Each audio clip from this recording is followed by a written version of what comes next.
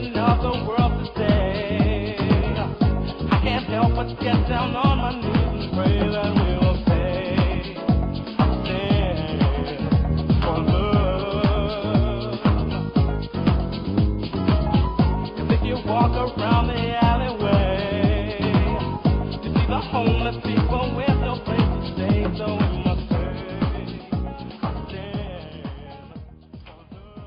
Welcome to the 100th Monkey Radio with Tom and Elifie. We are recording this on August 27th of 2016, and I'm actually excited about this show today. I've got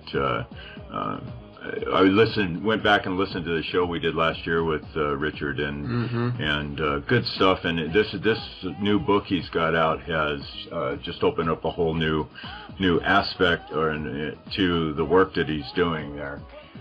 We've got Richard Barrett with us again. We had him on last October, and he just continuing to pump out the material and the explanations for people out there. Richard Barrett, his website, he's got a couple of them out there. He's got richardbarrett.net, and he's got the valuescenter.com, I believe it is. No, it's also .net. So valuescenter.net also.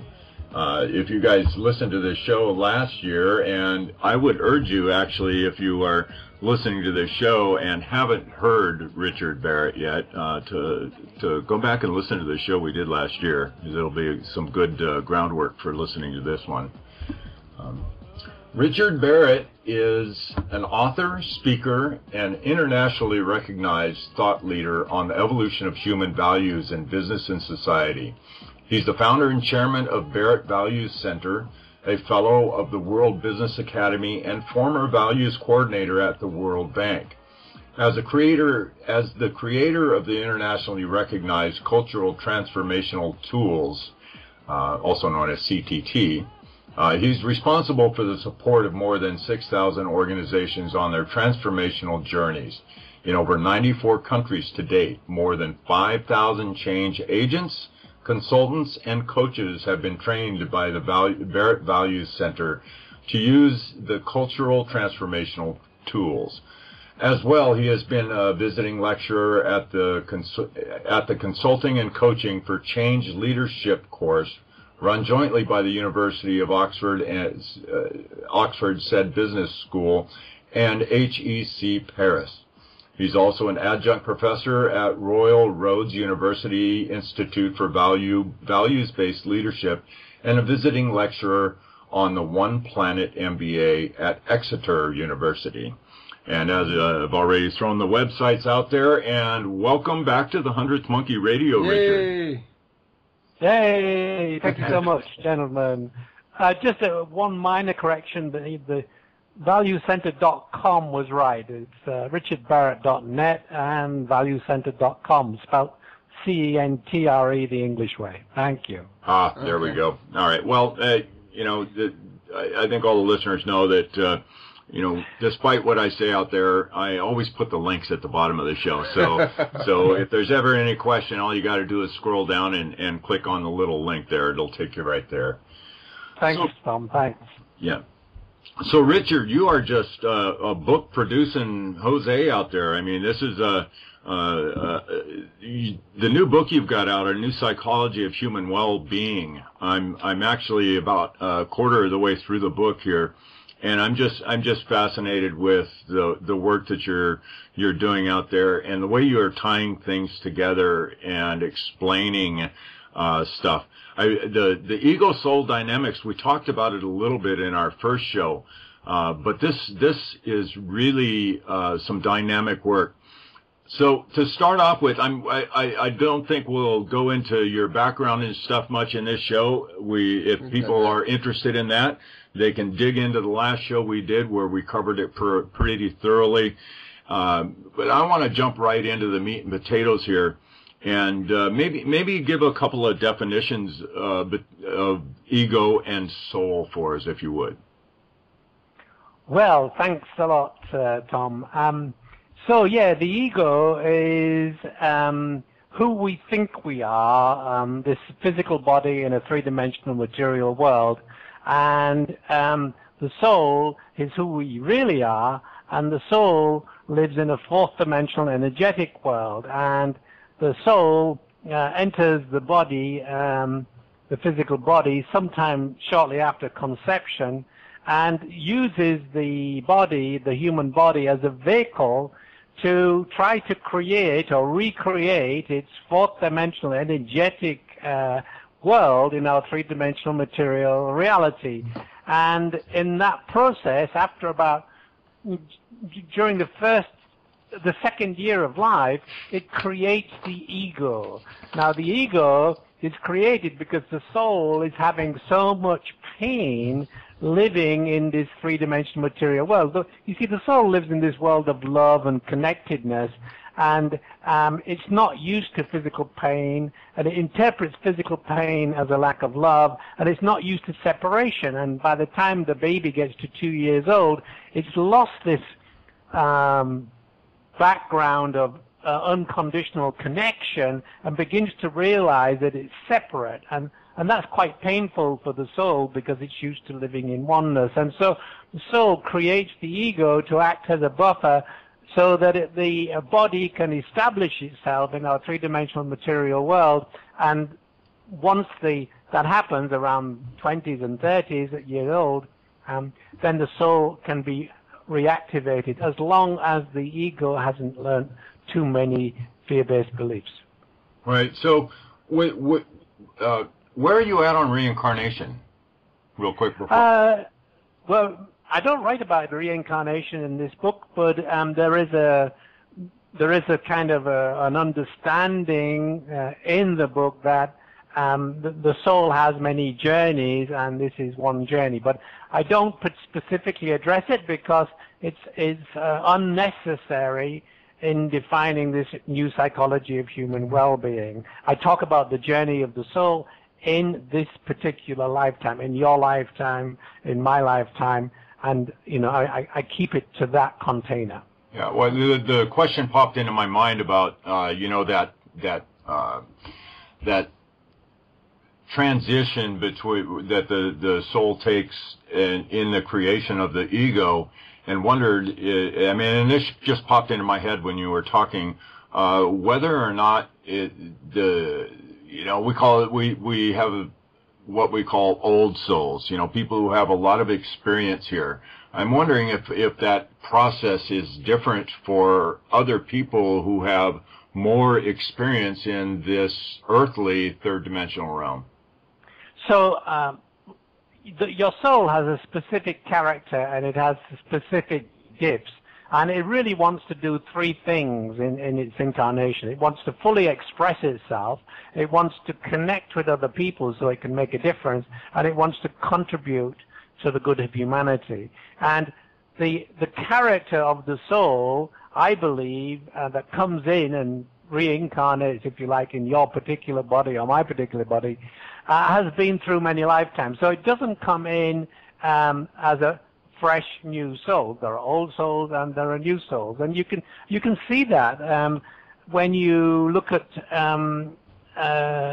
siblings, children born into the same family situation, the same environment, and they can be extremely different and have extremely different gifts and talents, and it can be young souls or old souls, and that expresses itself through its character. So yeah, we come in as souls, and souls have a history, and so I think that's true.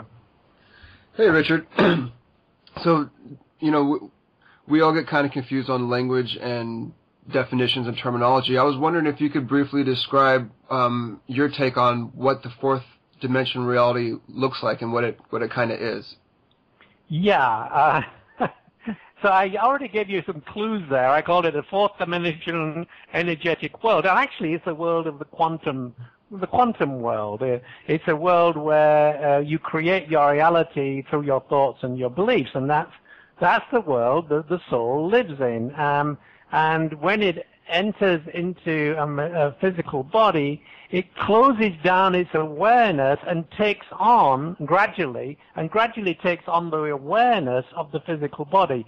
First of all, the reptilian mind brain, which keeps the body alive, it takes on that awareness during the first 2 years of life. And then the limbic mind brain comes in, that's the mammalian brain, from 2, as the dominant mind brain from about 2 to 7. And so it now filters awareness through that. And so, if you like, when the body mind, 0 to 2 years old, or even when you're a fetus, is in dominant, the soul mind is the subconscious of that. When the limbic mind brain, or the emotional brain, comes in from 2 to 8, the body mind becomes the subconscious, and the soul mind becomes the unconscious. Now, about 8 years old, when the reptilian mind brain clicks in, the rational mind, and continues growing and developing to about 24 years old, the emotional mind becomes the subconscious, the body mind becomes the unconscious, and the soul mind is out nowhere to be seen. It's like the super unconscious. So, because that soul impulse and all of those soul characteristics that you came in with are now hidden by the ego personality. And the ego personality really is a reflection of the struggles that you have during the first 24 years of your life to get your needs met, to get your survival needs met, your safety needs met, and your security needs met. And if those struggles were difficult and you develop a lot of fear-based beliefs, you'll never get back into soul consciousness because you'll be so alert to problems, things going wrong, trying to get your needs met. But if your fears are not too great, in your 20s and 30s, that's called the individuating stage. We begin to balance the ego motivations with the soul motivations by letting go of our fears, and then in our 40s, we self-actualize. The soul activation process begins and continues for the rest of our lives. So there are things that can go wrong in those stages too. But so we start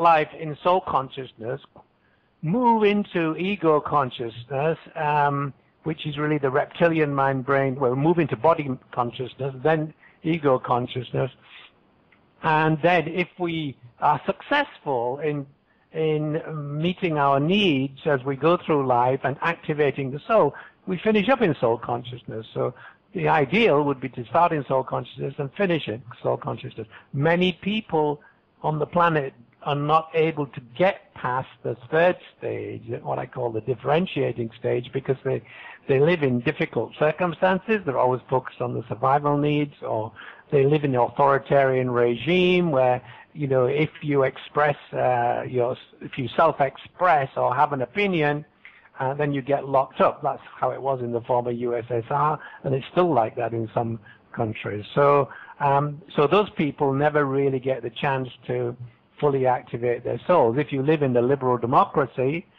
like you and I do, then you do have that possibility, as long as you can overcome your fears.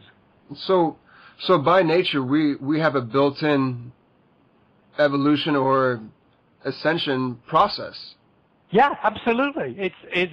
I call it the journey of the soul. It's the 7 stages of psychological development. Call it what you will, but that's what I lay out in the book. These 7 stages that you go through. And interestingly, if you have difficulty at one particular stage, then this can lead to mental difficulties, but even more importantly, to illness. So in the book, towards the end of the book, I show which leading causes of death are linked to the failures of which stage of psychological development, and I was able to find out exactly, if you've got a prostate problem as a man, that's linked to the what's called the integrating stage, this 6th stage of development, which is all about connecting with other people so you can make a difference. And if you are a male boy in the 2nd stage of development, when you're growing up, that's right, from 2 to 8, That's a stage of development where you conform and you build relationships. Now, little boys are told to be fearless and not to show their feelings. And so that means you can't connect very well. And so that's at the ego stage. Go back, follow now up to your 50s. When it comes to the moment of connecting, activating the connection part of your soul, if you haven't developed those emotional skills when you were between 2 and 8 years old, that then clicks in, and the failure to be able to connect links through to the chakra system, which links through to the body, which links through to particular organs, which then fail. And so in the book, I trace all of the different leading causes of death to stages of psychological development. A New Psychology of Human Well-Being is the name of your new book. Would you define what you mean by well-being for our listeners, please? Yeah. So there's a tremendous amount of interest in well-being, and it's sort of like most of the academic research in this field is like there's an assumption that well-being is the same for everybody, no matter what their age, and that is not true. At each stage of development, if you're able to master that stage of development, you will have a certain level of well-being. And if you're able to master the first 4 stages, the movement, the soul activation stages, not only will you experience well-being, but you'll experience physical health, and you will find fulfillment eventually in your life. And so well-being is all about the ability to master the needs that you have at a particular stage of development. If you can master those needs, so the surviving stage is about, guess what? It's when the baby is born, all it wants to do it's still in the reptilian mind mode, and that's the mode of stay alive. And so the baby tries to get its needs met, whatever those needs might, to be clean, to be fed, to be warm, and if it is able to control its environment, attract its mother's attention, etc., and if it's well cared for, it will grow up with a sense that it can control its environment. But if it's abandoned, if it's not well cared for, that baby will now grow up with beliefs that it's a very difficult world and that it's not safe. Yeah, so this is the next step in healthcare evolution also, and preventative maintenance. Absolutely. I think that's, this is something I've been wanting to write about. As you mentioned earlier, I've written many books. I've written 6 books in the last 6 years and 10 books in the last 15. And I've been writing about the 7 stages of development, or 7 levels of consciousness, and I've always wanted to link it to the chakra system and therefore link it to health, physical health and mental health. And then in this book I've finally done that. It was quite a challenge to write this book, but with the help of my soul and a lot of inspiration and synchronicities, I was able to make all these linkages and to show how mastering each stage of development leads to success or failure with regard to your health and mental well-being. Right. So we have both of those aspects have certain needs. The ego and the soul. They both have their particular needs. Right. Can you kind of break a few of those down for us and kind of help people wrap their head around what those distinctions are? Absolutely, yeah. So let me first of all say that the ego has needs and the soul has desires. And now that's an interesting dichotomy right there. Yeah, so absolutely. Why do I say that? Because the soul, in its natural state, the 4th dimensional energetic quantum existence, it creates its reality through its thoughts. So whatever it needs, it creates. And so it has no needs. The ego thinks it can die, and therefore the ego believes it has needs in order to not die. Well, the soul knows it cannot die, and therefore, again, has no needs. So But when it incarnates, the soul has specific desires. It doesn't have needs. So what are the needs of the ego? So basically, when the soul incarnates into the physical body, what you will see everywhere written is that anything that's alive has the will to survive. We have the will to survive. It drives us. So do animals. So where does that will to survive come from? You won't find it in any scientific document because nobody knows. Well, actually, the will to survive is the soul's will to be present in three-dimensional material reality. That's where the will to survive comes from. So the ego takes that on board as the will to survive, feel safe, and to feel secure. So the ego has three sets of needs. First of all, survival, that's the health and happiness. In order to meet its basic needs, it needs to have, you need to be able to earn a living, you need to be able to have food, etc. So these are the basic needs of the ego, the survival needs, and then you've got the relationship needs. That's the needs that occur between 2 and 8 years old, when the limbic mind brain is dominant, and that's acceptance. You want to feel safe, so you want to feel beloved, and you want to feel that you belong, and you want to feel accepted. So these are the second set of needs. These are the safety needs, and they have to do with acceptance. And then as you become a teenager, and you move out of the family existence into a larger framework of existence, in order to feel safe, actually, what it really is about is to feel secure. You need to get respect and recognition by your peer group or by people who in your community. So the third set of needs for the ego is recognition and respect.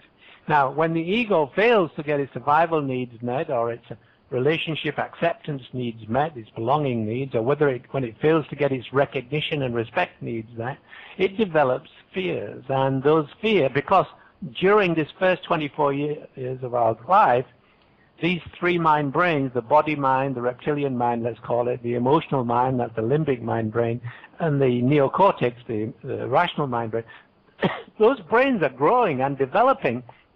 And so it's like everything that you learn, all your experiences during the 24 years become hardwired into your belief system because the brains are growing and developing. It's like making a record, you know, you make that record, and they become deep grooves, synaptic connections in the brain, and later on in life it's really hard to change those. So basically, those are the needs of the ego: survival, acceptance, that's safety, and recognition, that's security.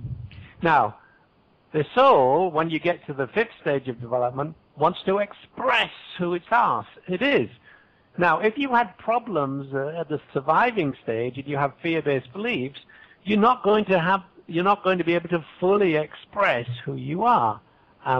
You have to let go at the fourth stage of development, the individuating stage, of the mask that your ego has made, your personality, to get its needs met in its framework of existence. So if you're able to let go of those fears, you move into the fifth stage of development, which is fully about soul activation and self-expression, and the soul wants to express who it really is. And then in the 50s, the soul wants to contribute, to connect with other people so that it can make a difference. In your 40s, you find this purpose in your life. Many people go through amazing changes in their 40s where they leave their current job and they start something completely different, what they're passionate about. And you want to make a difference. So in order to do that, you have to connect, and that happens in the 50s. And if you then, what happens is, if you're able to do that, you really want to finally be of service to humanity and future generations and lead a life of selfless service. And that's the contributing stage, which is basically from your 60s onwards. So we shouldn't write off 60-year-old people, because that's when they're reaching the fullness of who they are.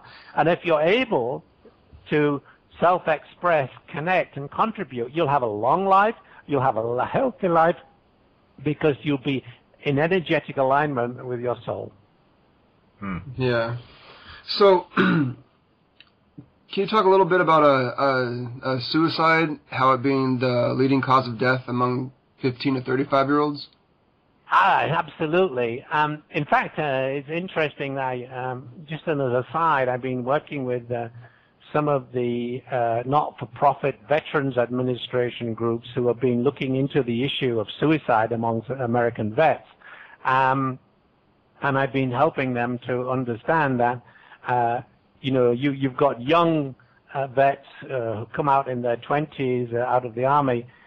Many of them are committing suicide, and you've got the longer-term people who've been in for 15 to 20 years who are coming out in their 40s. Some of them are committing suicide, and then you've got the Vietnam vets who are in their 60s now who are committing suicide. But the reasons why they're committing suicide are different. Well, that's because they're at different stages of development and have different needs. That was not understood, and I'm helping now to break that down. But just to get back to suicide generally, suicide rates begin to take off at about the age of 15, 16, 17, and the incidence of suicide, or the chance of suicide, increases significantly from 15 to 24, from 24 to 40, and from 40 to 50, and then the suicide rates tend to become less. So why do people, teenagers and young adults, commit suicide? I look at this in the book quite deeply, and basically that stage of development, the third stage, the differentiating stage, is all about respect and recognition. And if you fail to find a peer group where you are respected or recognized, you begin to feel a sadness, and that's actually the sadness of the soul, because later in life you won't be able to contribute if you don't have the skills to be able to make to be part of a community or peer group. But anyhow, so what happens is this stage from 15 to 24 is really all about being recognized and being able to fit in with the peer group. And if you can't fit in, you'll get sad, you'll get depressed, and you may commit suicide. Now, from 24 up to late 30s, that's what we call the individuating stage, and the task there is to find freedom and autonomy. Previously it was respect and recognition, now it's freedom and autonomy. And if you're in a difficult place where you can't find a job, and you're still having to live with your parents, and you don't have any money, then that will bring on, in the late 20s and early 30s, that can be a cause of suicide. And in fact, in the book, I look at why in the United Kingdom, where we've got 4 countries, Northern Ireland, Scotland, Wales, and England, in Wales, the leading cause of suicide is amongst young women in their late 20s. So I researched that, and that's because there are no jobs in Wales for young women, and so they're never able to find freedom and autonomy. And then when you get to your 40s, that's all about self-expression. And if you find your sole passion, what you're really good at, but you're locked into a job which is pretty boring, and for whatever reason you cannot find a way to leave that job and fully express who you are, you will get sad, you will get depressed, and that will be the cause of suicide at that stage. So suicide is intimately linked to the stages of psychological development, and depending on what age you are, the reason why you will commit suicide will be different. So is that tied in pretty closely with your development years, your early years in life? How do you mean? Could you rephrase the question? Do you think that a lot of the suicides that are out there are, there's a huge influence from the early life, the early development in whether or not somebody is more prone to abuse suicide? Absolutely. So So this is why I talk about the first 3 stages of development and the last 3 stages, because the first stage is the survival stage, the beliefs you learn at that stage, and these are the first 3 stages, these are the stages of ego development. And then you've got the last 3 stages, which is the soul activation. So the first stage of ego development, where you learn to survive, is linked to the first stage of soul activation. So if you had difficulties and have fear-based beliefs and had a difficult time in the first 2 years of your life, you'll be more prone to commit suicide in your 40s, because that's the stage of psychological development, which is self-expression, and how well you did at the survival stage affects that. Similarly, when you were at the conforming stage, like 2 to 8, when you were learning to build relationships so you could feel safe, but you didn't feel safe. You weren't cared for, you were abused as a child, you learned some fear-based beliefs. So when you come to your 50s, then that will affect your ability to make connection and your ability to, and that will, if you cannot make those connections, then you will get depressed, feel sad, and commit suicide. And it's the same with the differentiating stage. So, which links to the serving stage. So, absolutely, the first 24 years of your life, and particularly the first 8 years of your life, are absolutely fundamental to your health and well-being in the second half of your life, and even the time in the womb. If your mother smoked, drank alcohol, took drugs, that will, when the reptilian mind brain was growing and developing during that stage, all of those things that the mother did would have caused the homeostatic regulation system, which is controlled by the reptilian mind brain, to work overtime, and would change like the default mechanism on your homeostatic function, which controls your endocrine glands. And so you're really setting yourself up at that stage for ill health later in life. In fact, if during the first 2 years of your life and the time in the womb, you had a really difficult time, didn't feel loved, felt abandoned, etc., you will stand a really good chance of having a heart attack in your early 50s. Wow. Yeah. So let's say there's a person that's been, through each stage of these developments, they've been, nurtured, and, they've had all their needs met, and they've, acceptance, all this kind of stuff. And let's say this person gets into their 30s or 40s. So, I think you said something about when they're in their 60s, they get back into the soul consciousness. Mm-hmm. Is there a way to... It's a gradual process. It starts in the 40s, in the 50s, and then in the 60s. But by the time you get to 60, if everything has gone well, you'll be living in soul consciousness. So what I'm asking, is there a way to fast track that process? Of course, we all want it. Yeah, we want it now, don't we? We can't wait. Oh man, I gotta have it now. It's our instant gratification society. Mm-hmm. Yeah. Okay, so I'm sorry I don't have too much good news in that area. You can leave. Honestly, you really have to go through these stages. You may feel your soul impulse early in life. You may be going out and doing wonderful things, helping people, creating not-for-profit organizations. And you may be doing that in your 20s and 30s. That's a lot what the millennials do. But that's because they were brought up by self-actualized parents without too many fears. They were brought up with very few fears. So you may gain a few years advantage, but not many.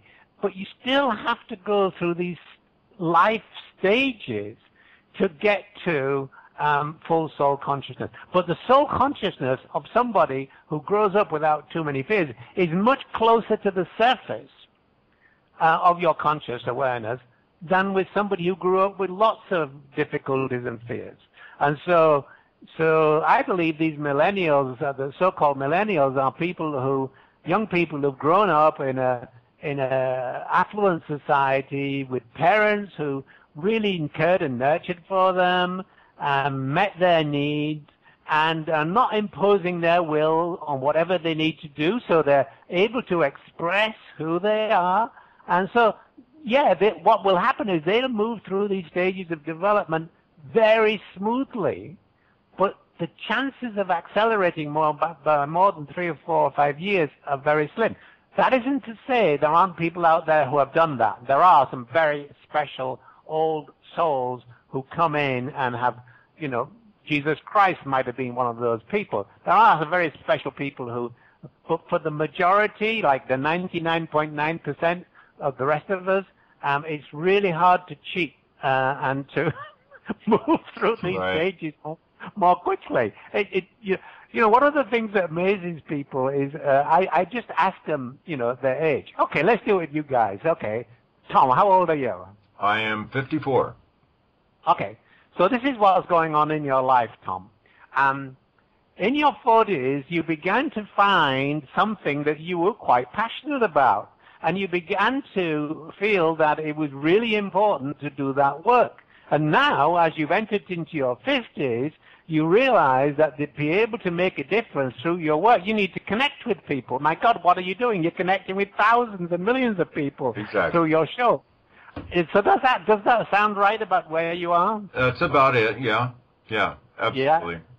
I had a little bit of a unique experience myself. 30 years ago is when I got that proverbial 2x4 to wake up. And start on my spiritual path. But how old were you? I was in my mid-20s. Okay, well that's perfect. You know, that's the individuating stage. So you've been through the first 3 stages. You get up to 24, and then you start the individuating stage, where you begin to align your ego motivations with your soul motivations. And if you were whacked with a 2x4 at that point, then that would have been brilliant, because it would have helped you move through that individuating stage, aligning your ego motivations with your soul motivations, so that you could move smoothly through the rest of your life. No, it was actually whacking me upside the head and making me realize that I had something besides just the ego motivations. Yeah, exactly. Yeah. Yeah, so you realize that you had ego motivation, but there was something else that came up which said, man, I've got this other side of me which I've never fully explored. Exactly. Yeah, that was the case. So, you know, we talked about the ego and the soul motivations and those aspects of it. When we look at our emotions in relation to ego and soul, are emotions primarily ego, or is there a combination of both a soul and an ego emotion? I've never really thought about this one. What's the originator of emotion? Is it soul or is it ego?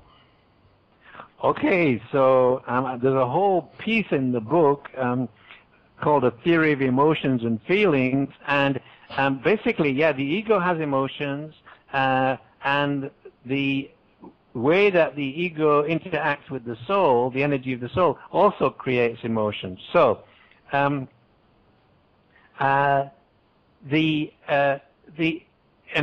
emotions are all about whether you get your needs met or your desires met. So let's just think about that for a moment. So if the ego gets its needs met, it'll feel happy. If the soul gets its desires met, then it will feel joy. Now, if the ego doesn't get its needs met, it gets angry. But the soul, if it doesn't get its desires met, it feels sadness. Now, if the ego feels that it might not get its needs met, it gets anxiety. Whereas there is no emotion for the soul that is corresponding. The soul either feels joy or sadness, whereas the ego can feel happy, needs met, unhappy, needs not met, anger, or needs might not be met, I'm going to get anxious. And at the same time, the body, when its needs might not be met, or if it experiences fear. So right there, you've got happiness, anxiety, and anger as emotions of the ego. You've got the emotion of the body, which is fear, which is the body might not be able to survive, and then you've got the soul emotions of joy and sadness. And as I mentioned earlier, yeah, that goes back to what you mentioned earlier about the soul that does not have fear. Yeah, the soul doesn't have fear because at its level of existence, it's got nothing to fear because it's not going to die. It doesn't have. Survival is guaranteed. I mean, when you die, Tom, when you die, all that will happen is you'll change awareness. You'll move out of this three-dimensional physical awareness and move back into the fourth-dimensional energetic awareness. You just go back to who you really are all the time. Right. Interesting stuff. You wanted to... Yeah, so chapter 2 in your book, Problems with Perceptions. I was wondering if you can kind of talk about that a little bit. You know, I know that's one of our, challenges is perceptions and words and language and how people take it. So, yeah. Yeah. Well, this is the heart, and I put it right at the front because this is the heart of the whole matter about the difference between three-dimensional awareness and four-dimensional awareness. Mm-hmm. So we think we live in a physical body, in a material world, in a three-dimensional material world. Why? Well, because this three-dimensional material world is a property of our perception. It is not a property of the world. You see, our physical senses can only sense a small band of frequencies. It's like a radio, You have a radio and you tune into many different frequencies. Well, let's just imagine you can only tune into a few frequencies. Okay, so that's the physical senses. They're only tuning into a few frequencies, and so the frequencies they're tuning into make you believe you're living in a three-dimensional material world.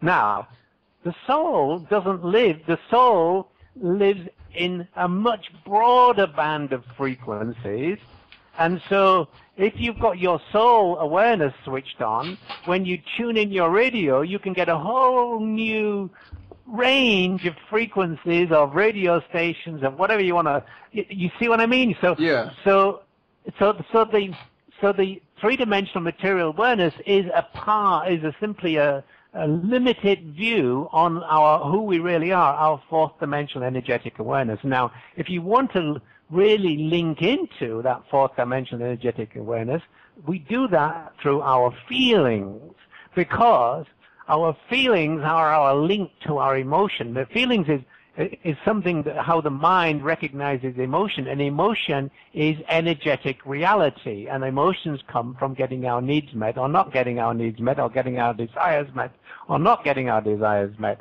And so if we want to tap into the soul dimension, we have to tap into our feelings. And so when the ego constantly fails to get its needs met, it gets angry, whereas the soul gets sad because the ego has to get its needs met so that the soul can fully live out its life in this physical body. So when the ego doesn't get its needs met, it feels angry, and the soul feels sadness. So whenever you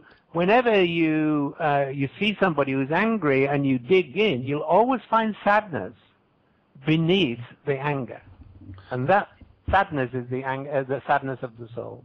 Okay, so the soul and your feelings are directly connected. So yep. So intuition in the soul is directly connected. Yep. So here we go into all these frequencies of vibration. So when you move into soul activation, when you let go of the energy of fear, so okay, you remove your ego mask, which was all about getting your needs met in the three-dimensional material world. When you remove that mask, that personality mask, and become more fully who you are, as you discussed, Tom, in your 20s and early 30s, then you open yourself up to the soul frequencies of vibration. And so as you move through the self-actualization stage into the integrating stage, the sixth stage, you open yourself up to intuition. What you've done is you've now increased the bandwidth of frequencies that you can tap into. So intuition is really tuning into a radio station which is much closer to your soul, and so you're getting information from a larger source. And this is the same with synchronicity. Synchronicity, with the unconnected events with a common meaning, that's how the soul, one of the ways in which the soul influences your life. And if you watch out and are aware about your intuition and your synchronicity, they can guide you, because these are messages from the soul. By the way, another message from the soul is pain, because pain is a sign saying, whoa, there's something energetically which is not working here, because we're actually energetic beings, and the pain is simply the interface between fear energy and love energy. And so whenever you have pain in your life, emotional or physical pain, it's really a gift, because it's telling you exactly where to look in order to get back into alignment. Well, I just looked at LFE. Right now he's dealing with an issue with one of his knees, and I'm like, the first thing pops in my head is, what path are you walking, young man? Yeah. So okay, let's go inside. How old is he? I'm 33. Okay. So all right. Well, so you're in the middle of your individuating stage, which is the stage of development, which is all about finding freedom and autonomy in your life so that you can be more fully who you are and align your ego motivations with your soul motivations. Now, the knee problems, the leg problems, the foot problems have to do with unresolved survival issues and the root chakra. So somewhere back in your life, and it may have to do with flexibility issues, I don't know, but it's definitely got to do with some early experiences you had around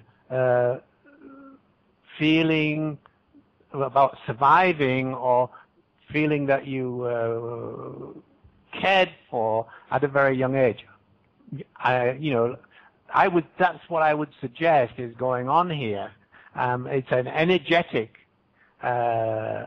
reaction to some unresolved issues from very early on in your life. I don't know whether that makes sense to you or not. Somewhat, but how does one find more out about themselves like that? If memories don't, serve them right, how do we connect? Well, because it's like a body memory. That's part of the problem. Because when you're very young, you only have your reptilian mind brain operating, and that's the body memory.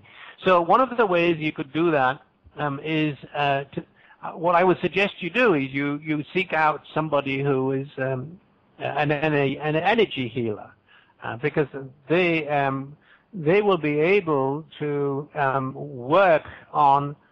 They will be able to feel where the block is and help you release that. Now, it might be, I don't know what your knee problem. It could have been an injury. I don't know. Well, according to the specialist I'm seeing, it was it's kind of weird now that I think about it. He said it's an injury that's caused from being in a certain position for prolonged periods of time. So it happened gradually. And then here just a few weeks ago, it kind of just exploded. And, yeah. So what position were you in for long periods of time? Kneeling. Sorry, kneeling? Kneeling, yes. Yeah, so were you praying? No, I was working. No, we build ambulances for our day job. So a lot of my time, building. I'm an electrician there, so a lot of my time is installing, electrical components, and it's spent on my knees doing it. Okay, so are there other people in your place of work who are kneeling a lot? Yes, but I'm not seeing. Do they have? I haven't seen anybody that's apparently. Knee yeah, right. You get my drift. Yeah. I mean. So if kneeling to build ambulances, everybody who kneels to build an ambulance, why don't they all have knee problems? Exactly. So it has something more to do with your specific energy field and something that happened to you that, many, many years ago, because anything to do with the legs and feet is linked to the root chakra, which is linked to the survival stage of development. Now, so what my suggestion would be is to see an energy healer, somebody who is, understands the energy field, the human energy field, or maybe even acupuncture, because that's again is energy, and I would go in that direction, or as a complement to whatever your medical doctor is telling you to do. I mean, one should not ignore medical advice, but I think one should also take responsibility, saying, okay, I am an energy field. My whole body's an energy field, and if I've got now pain in my knee, there's something wrong in my energy field, and I need to figure out what that is. Yeah. Well, I've been to the doctor twice a week for the last 3 weeks now. And it's a orthopedic specialist, and just about every time I've been in there, the reason for my knee pain and the swelling and lack of flexion has changed. Well, we think it's this, and we think it could be this, and we think it could be this. Yep. So I'm not. They don't know. Yeah, exactly. They don't know, and that was actually my next thought process was, I'm going to go see an energy healer. Yeah. I would also suggest acupuncture too. Acupuncture, because yes. that deals with blocked energy. Yeah. So no, because our modern day scientists and our medical practitioners are brought up in a three-dimensional material world of cause and effect, and they're not trained to look at the energy aspect, because we're actually just energy field. We're an energy field, and if you've got pain in your body, it's because there's an energy block or there's an energy difficulty going on there, and you need to get to the source of that to be able to heal it. Now, if you catch it early, you can heal it through energy healing. If it's too late, it's very difficult to heal a cancer, an advanced cancer, through energy healing. But if you catch it early, then you can, I believe. So, but what's happening is in the mental realm, in the mind realm, there's this energetic dysfunction, and eventually it shows up in the body as a physical dysfunction. And so, that sounds like a good way forward to me. Definitely, yeah.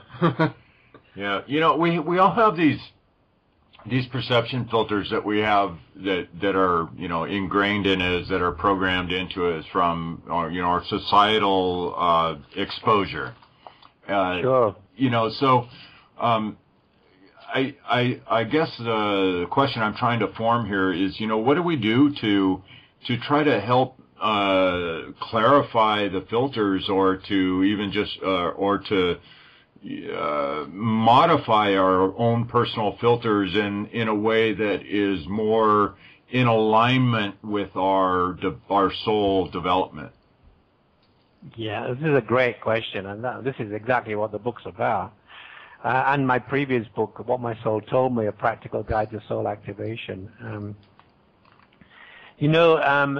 It's as I said earlier, while the reptilian mind brain, limbic mind brain, and neocortex are growing and developing during the first 24 years of our life, we're laying down belief systems which we then use to interpret our reality for the rest of our lives. And if those belief systems have fear-based, then we're going to create a fear-based future for ourselves, and we're not going to be able to activate the soul. So the key really comes in your from 25 to 40. That's the individuating stage of development, where you really have to, get to grips with who am I really? What fears do I have? Am I a viable, independent human being, or am I dependent on other people for my self-esteem? Am I dependent on other people for love? Am I dependent on other people for my survival? You've got to become a viable, independent human being. And if you've got fear-based beliefs that you learned in early childhood, you have to begin to let these go. Now, or master them. And this is the key, because many of these beliefs that we get in the first 24 years of our life, it is really, some of them are really difficult to let go because they've been so ingrained, or the synaptic connections are so deep, it's difficult. So the best you can do is sometimes manage them.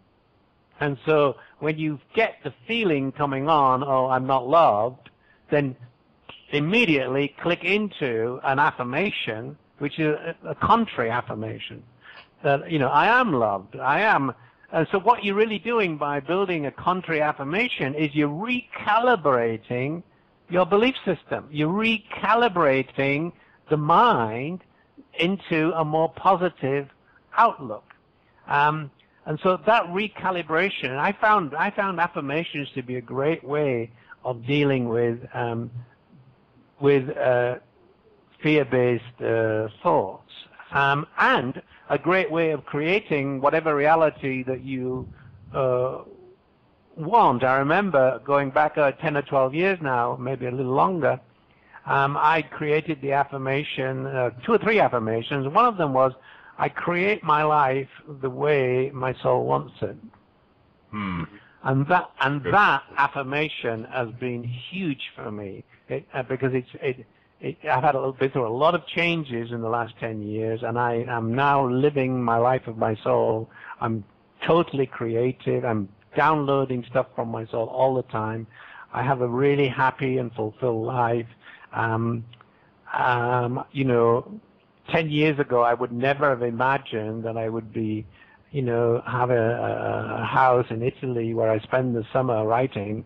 But that's the reality right now. I'm just south of Florence in a lovely house with an office in the garden. I'm in the office in the garden. It's 33 degrees right now, 80 or 90 degrees, and I live a very fulfilled life. Now, I believe that had a lot to do with me setting the intention, which I looked at every day. I create my life the way my soul wants it, was my affirmation, and I kept on doing that. I can go back to 30, 40 years ago when I was in my mid-40s, and my career was a transportation engineer, and I was working at the World Bank. I was at the top of my game, and I was suddenly totally bored with my career, and realized that when I was 17, I thought I heard my soul say transportation, but my soul actually said transformation engineer. And then I began to say, well, what am I going to do? Here I am in this career, which doesn't mean anything to me anymore.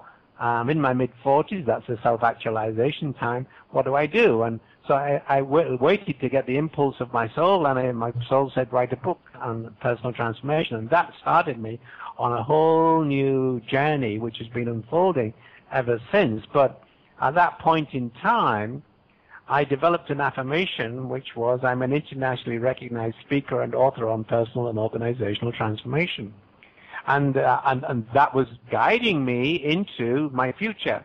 However, what happened to me was really remarkable. I had that affirmation for about 2 or 3 years, and I was doing a workshop in Boulder, Colorado, because I lived in America for 24 years. Actually, I'm an American citizen as well as being a British citizen. And I was doing a workshop in Boulder, Colorado, and about how to find your mission in life. And in the second day, one of the people said to me, okay, so what's your mission? And I had this affirmation, which I just told you, but I could not, for the life of me, remember it. Oh, no. And I was very embarrassed. You can imagine, it was really embarrassing. And so I closed my eyes, and I said, hang on a minute. And I just tried, I just went into a blank space every time I tried to think of this affirmation. And after about 5 or 6 seconds, out of my mouth came the words, I'm an architect for global transformation.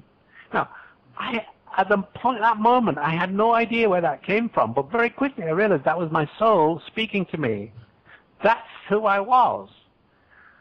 And from that moment on, I've watched my life grow and develop because I've listened to what my soul told me, and I've always gone in the direction, fearlessly, to do whatever my soul indicated was on my path. And you get soul prompts. You know, like when you're an actor and you're in a play and you forget your lines, you know, there's somebody there to prompt you, you know? Well, this is how it is with the soul. You know, you get kick in the butt, or you get these words in your mind, or you have a synchronicity, or, you know, to get you back on track. And that's been my total life since I was mid-40s. I'm now 71. Well, what a gift. Yeah. Yeah. Yeah. Absolutely. And I tell you another gift, and I only realized it 15 years ago. I didn't know about the self-critic. I didn't know about self-judgment. I didn't have a self-critic. And I thought everybody else was like me. And then I realized that actually nearly everybody on the planet has a self-critic. And I thought, wow. And then I realized I just had two wonderful parents. They were poor. My father died when I was 17. But they brought me up in such a way that I got my needs met, and I never had to judge myself. So what happens? How does the self-critic develop? Well, it usually develops when we're about 2 to 8 or 9 or 10 years old, because we're not getting our needs met, and we're angry because our needs are not getting met, and we want to project our anger onto our parents for not getting our needs met, but we cannot. And the reason we cannot is if we project our anger onto our parents, we will definitely not get our needs met. So we internalize the anger, we turn it inwards, and we form the self-critic. It must be me that's the problem. And that's how the self-critic, that's how the self-critic arises, and we remember that later in life. And so if you have a self-critic, and many, many people have, you created it because at one point in time it was really difficult for your needs were not getting met, and it was really, really difficult for you to express that. I definitely have my self-critic. Yeah. Well, give it up. Oh, well, no, I recognized it quite a few years ago, and I do a thing called what I call throwing flags. Okay, this comes from American football, Okay. What's the word? Never mind. So whenever I'm step out of line, or I'm doing something that feels uncomfortable, or something's just not right, I call it throwing a flag for my own consciousness to check myself up, so I can, and then take a look at what exactly is going on. I'll go through an evaluation process of whether it was a thought or a feeling or whatever it was. I'll take a close look at it, and then try to do a little bit of work on realizing where it came from. Is it true? I go through that litany of questions for myself to evaluate the validity of whatever it was, the thought or the emotion. That has been a tremendous help for me on my own path of bettering myself and helping me to remove those filters. And so. Yeah, so that's kind of I don't know, I think that's the work of Byron Katie, but I use that work, and I've written about it in my book, What My Soul Told Me, as a very, very similar technique to the one you mentioned, an 8-stage process of looking at yourself. Right. But that's what I call mastering the emotions. So it's very difficult to get rid of that self-critic, but you can master the self-critic. You don't have to be the victim of your self-critic. Right. Yeah, I kind of see it for myself as what thought pattern am I gonna have right now? What thought path am I gonna walk down? Almost pretty much like what Tom was saying, is that when that self-critic does come in there and I start talking shit about myself, basically, it's like, hey, or some past traumatic experience pops into my mind. Instead of walking or reliving those experiences, I say, hey, I'm not gonna walk down that path, and I consciously change that thought pattern to something else. Yep. Then that's mastering it, mastering those fear-based emotions, and that's exactly you know, what you do. Now, you mentioned the word there, traumatic. Yeah. I talk about trauma in the book, and I had a unique way of explaining what a trauma is. So what happens is when you experience something that you have not experienced in the past, and therefore you don't know how to make meaning of it, and it is life-threatening in some way, then the conscious mind represses this inability to make meaning, represses it to the subconscious mind, and when you cannot make meaning, you automatically, the default system is your worst fear. And so trauma is really the worst fear that you can imagine, because you can't make meaning of the situation that you're in. And so that is one of the very interesting things the U.S. vets, and many vets from any, so many of them commit suicide because they had traumatic experiences, that is, experiences which they could not make meaning of, and they repressed it to the subconscious. It lies there in the subconscious, waiting to make meaning, and it will bubble up and create instability, really awful remembrances of the actual event, and it, you know, and cause you to commit suicide. So trauma is really the inability to make meaning linked to, you know, you assume that the worst belief possible. Now, in the book, I give a very amusing example of that, and people can look it up on the internet, on the World Wide Web, on YouTube, and it's something called Cats versus Cucumbers. Cats versus Cucumbers. I don't know whether you guys have seen it. I highly recommend it. What it is, I mean, it's terrible, really, because what these people do. But anyhow, it illustrates the point that the reptilian mind brain always assumes the worst when it can't make meaning. So this is what they do. These are films about people who have cats who are feeding. Okay, so the cats are sitting down, eating food from their plate.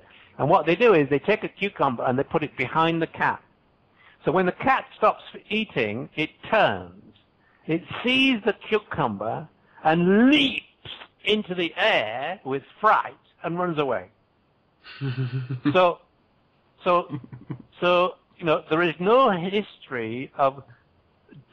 DNA history of cats having problems with cucumbers or being even attacked by cucumbers. Right. So what is happening with that cat? Well, it's simply the cat sees the cucumber, can't make meaning of it, assumes the worst, the reptilian mind brain clicks in, it jumps in the air and runs away. So that's exactly how we are when we can't make meaning, and that's the whole issue here with trauma. Yeah, so what happens the next time the cat decides he wants to go eat? Is he going to be afraid to eat now because he's worried about the cucumber showing up? He might be, and that's why I said that's why I think it's a bit cruel. You know, it's something you'd only do once if you wanted to. But if you do it time after time, your cat's going to go look somewhere else to go eat. Yeah. It's not going to go eat in that particular place. If you move the food to another place, it may feel a lot happier. But anyhow, it's rather cruel, but it does illustrate the point about trauma. Yeah, you know, and I'm not sure if, you know, I'm speaking of a certain experience, you know, and I'll share it with you. It's kind of personal, but I might have misspoke about the word trauma, and I might have used it incorrectly. But what I'm talking about for this, you know, quote unquote traumatic experiences was when my dad died a couple years ago. I was there with him, you know, during his sickness, the whole process, and during the moment of death. I was, you know, we were in the room with him. I was holding on to him, and good for you. And you know, I wasn't. I've seen people die in the past, but I've never had that certain, you know, I haven't been that connected to somebody, right? And in the moment when the actual dying or the actual dividing was happening, you know, I felt, you know, of course I was sad that it was happening, but at the same time, I was happy for him not to be sick anymore and to be out of that shell, right? And so afterwards, you know, I had that feeling of sad / happy, and I was also relieved, you know, for him. And even after he passed, I've had many contacts with him since then, you know, in my dream state, but also in an actual physical feeling of him, you know, being with me, you know, and I'm actually feeling it right now since I'm talking about him. But at that moment of death afterwards, you know, 2 or 3 weeks later, I started to relive the almost like watching a movie in your head, right? And I was reliving that, and I found myself going down these, you know, sad, you know, loss, all these feelings while I was reliving that experience, you know, like watching a movie. And it got to a point, you know, where, you know, it was leading you to depression. It was leading me to depression, even though in my dreaming worlds, you know, I'm having contact with him. He's, you know, we're laughing, we're joking, you know, we're talking shit back and forth. So, you know, now when I have that movie playing in my head, you know, now I consciously stop that from happening. You know, I said, I tell myself I've experienced this enough times. I was there when it happened, so I don't need to watch it anymore. Okay. So you know, that classifies as trauma to me because, you see, the reason you're replaying that tape, it's the same as the vets when they come back and they try and forget everything, but the tape keeps coming back because you've not been able to make meaning of the loss of your father. You've not been able to fully understand and make meaning of it. And so it stays in the subconscious and every now and again will pop up. So the way to deal with that is come to an understanding of what really happened when your father died. Your father, when he died, he simply shifted awareness. He didn't die. He just decided, his soul just decided to move from three-dimensional material awareness back into fourth-dimensional energetic awareness. And that's all that happened. But, you know, because we are so accustomed to living in three-dimensional material awareness, that is very, very hard for us to understand and make meaning of. But that is the reality of what happened. And that's exactly a traumatic experience. It's an experience which keeps on coming back because you've not been able to fully make meaning of the fact that your father, you know, left. And it will, I'm sure it will gradually dissipate. So it is. That was a trauma for you. It is a trauma for you. Yeah. So, Richard, you know, almost everything we've talked about here has all been information and feelings and access to things that are coming from internally, from inside of us. Now, the question I have for you is, you know, how does contact with or connection with other entities out there, like, you know, those the masters, the guardian angel type entity out there that people report having access to, you know, how does that tie into this work? Well, I don't write about that in the New Psychology of Human Well-Being, but from my perspective, these entities, these people, whatever you want to call them, exist in this larger energetic reality as specific characters, if you like, and so what happens is, you know, there's a crack in our three-dimensional materiality where you can access or these people can access us too. I think you always have to be aware of what is coming through because you don't know who these characters are.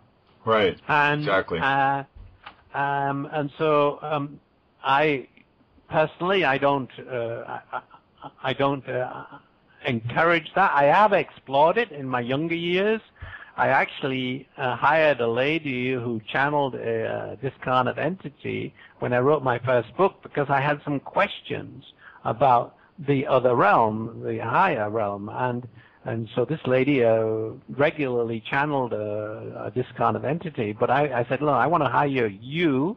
I'm going to pay you, but I want to interview this, and I did that for my first book, A Guide to Liberating Your Soul. And I got some really interesting material through interviewing this discarnate entity. And, and I didn't have to believe it, but it sounded so right on that I thought, wow. And this was the moment, I'm going back 25 years now, 30 years. This was the time when this entity said to me, pain is positive, because it's pointing exactly at what it is that you need to resolve in order to get back into alignment. And I've never forgotten that. Right. I thought it was like, wow, that is so interesting. I never thought about pain as positive before then. And ever since then, I've always used it as like emotional pain, physical pain. Something is out of energetic alignment, and that I need to do something about it. Yeah.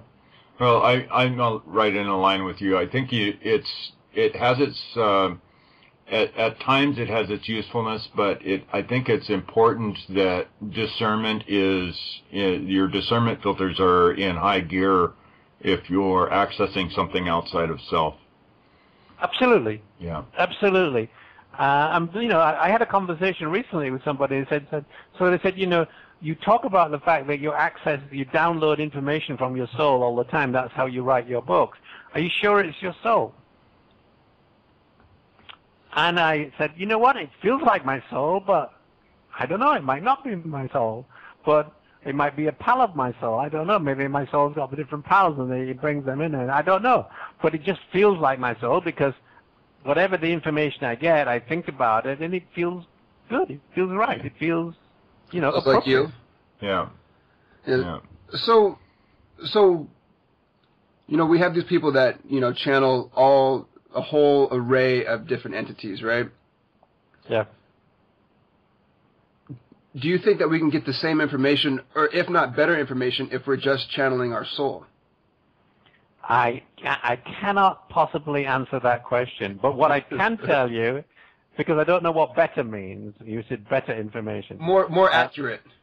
More appropriate information, yes, because your soul decided to incarnate in your physical body. It is who you are. Okay, so look, I do this with audiences. I've been doing it for a year and a half now. I ask audiences to stand up if the statement I make is correct for them.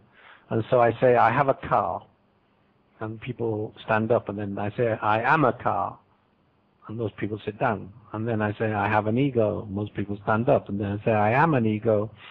Some stand up, most sit down. Then I say, I have a soul. Everybody stands up. And I'm talking about business audiences, I'm not just talking about spiritual, I'm talking about business audiences. Yeah. I have a soul, they stand up. And then I say, I am a soul. And they stay standing. And then I say to them this, look, you're very clear whether you have a car or you are a car. You know you're not a car, but you have a car. But the fact that you stayed standing when I said I have a soul and I am a soul, you're not very clear whether you have a soul or you are a soul. But the truth of the matter is, those are just different stages of understanding. Because the truth of the matter is that the soul has you. Mm-hmm. That's a different perspective. Great, the soul has you. And that is a fundamental shift in thinking. And then once you can get to this idea that the soul has you, then getting into alignment with your soul is, I think it makes it a little bit easier to see what you need to do. Yeah, so it's more accurate to say, I have a body. Yeah. Yeah. Yeah. I have a body, I am a body. Yeah. Yeah. So, Richard, what are you hoping to accomplish with this book? Well, that's a good question. I mean, you guys ask really interesting questions. I have to say that. I don't know whether the 100th monkey thought up these questions. What I want to hope to achieve with this book, well, I'm just following the life of my soul. My soul tells me what to write. Okay, this is my 10th book. I've written about business, I've written about values, I've written about culture, but I keep coming back to this personal thing. And I was specifically directed to write a book about psychology because I believe that if you go back 60, 70, 80 years when Carl Jung was around and Maslow was around and other people such as Roberto Assagioli, who lived here in Florence, actually, not far from where I am, these people all understood in varying degrees that we had a soul and that the soul was fundamentally important in our lives. All of that has been lost in modern psychology because modern psychology is really coming out of the academic world. And the academic world cannot accept the idea that there is a soul. Right. And so we have a psychology now which is completely soulless. And I got the impulse to write a new psychology of human well-being. I was told to write it because I needed to bring the soul back into psychology. And the first part of the book, you've read part of it, I talk about how that was and how the fact that the soul has disappeared from psychology. And now we just talk about basically cognitive psychology, the mind. There's no soul. The word psyche actually means soul. So when we say psychology, right, the study of the soul, it doesn't really mean that anymore. So the first thing I wanted to do was to bring the soul back into psychology. The second thing I wanted to do was to recognize that there are stages of development, 7 stages of development between, the soul incarnates, the ego is born, the ego develops, the ego aligns its motivations with the soul activates. There are 7 stages. Now, and you do not find that in modern psychology, that you do not find this stages thing. That's not true. There are some people who have models of stages, and actually there are quite a few of them. But the mainstream psychology does not usually think about stages. Anyhow, there are people who have stages. I can think of one, Keegan, who has different stages and different approaches. And what I've done is I've aligned my 7 stages with these other approaches to show how compatible they are. So I wanted to bring the stages back into the whole idea of psychology. And then lastly, what I wanted to do was, which is something that Maslow talked about, a larger jurisdiction for psychology. He was really excited about his last book because he saw, beginning to see the link between health and psychology.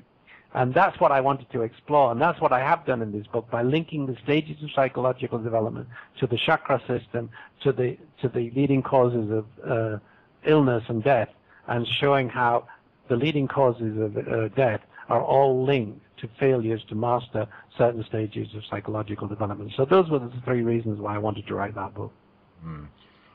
Well done.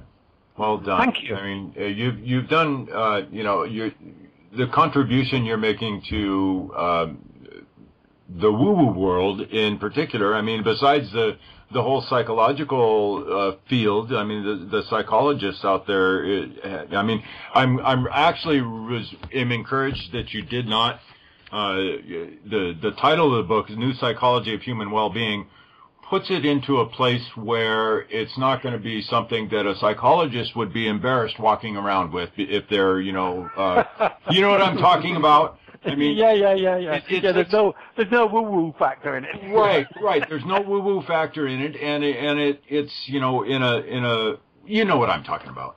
And I think sure. all our listeners out there will understand what I'm saying there too.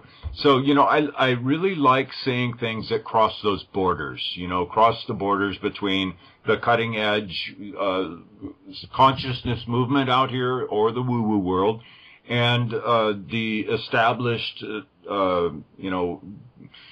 spiritual, religious, medical, psychological fields. So, right. Great job there and fantastic presentation.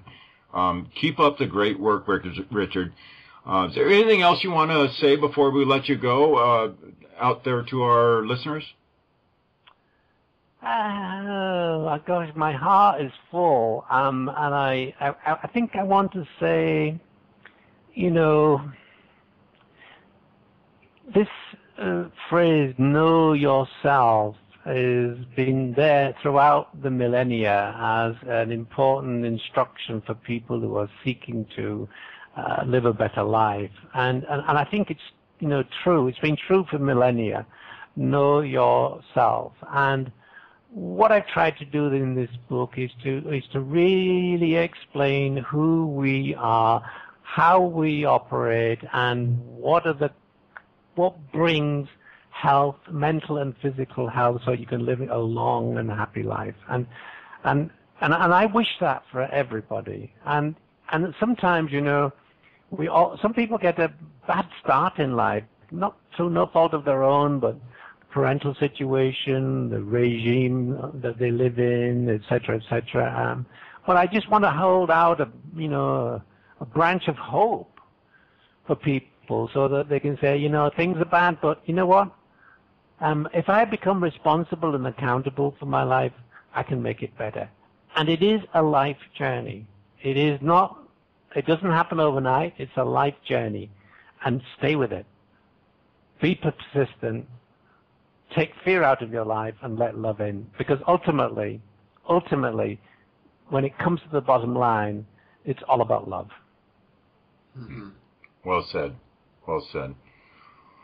And your websites are richardbarrett.net and valuecenter.com. Yeah, valuecenter.com. Thanks so much, guys. I really appreciated being with you. And thanks for the personal sharing. That, I think, made a huge difference to our conversation, you know, when you're open and authentic. Yeah. Well, thank you again for joining us. And I want to thank all you guys out there for listening. And don't forget, we are on a donation basis here, so help us keep the lights on and drop a couple bucks in the donate tab for us. We definitely appreciate it. So we'll see you guys on our next show. I think we have... actually, Elifie and I are gonna do a little bit of a dialogue and share our thoughts and ideas about this video that's sweeping the woo-woo world. No trees on planet Earth. No forests. No forests on planet Earth. Yeah. Right? Yeah. So we're gonna do a little bit of commentary on that, and that should be coming out here in a few days. So we will see you guys in the next show. Condemnation without investigation is the height of ignorance. Change the way you look at things, and the things you look at change. Namaste, my friends.